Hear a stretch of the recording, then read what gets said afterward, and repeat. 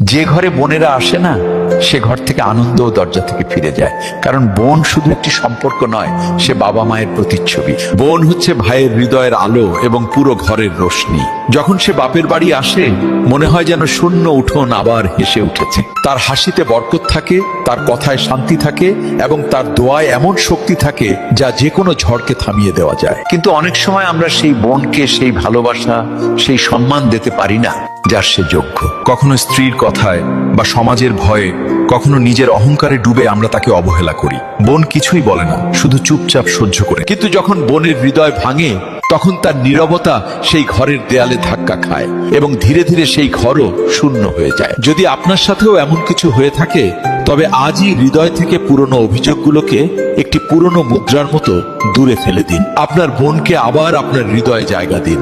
তারপর দেখবেন ৩-৪ মাসেরই মধ্যেই আপনার ঘর আবার হেসে উঠবে, সমস্ত আনন্দ ফিরে আসবে এবং আপনার হৃদয়ও শান্তি পাবে। একবার চেষ্টা করেই দেখুন, বোনের ভালোবাসায় সৃষ্টিকর্তার রহমত লুকিয়ে থাকে। আর যদি এই কথাগুলো আপনার কাছে সত্যি মনে হয়, তবে এই ভিডিও শেয়ার করুন, যাতে অন্য কোনো বোনও আবারও হাসতে পারে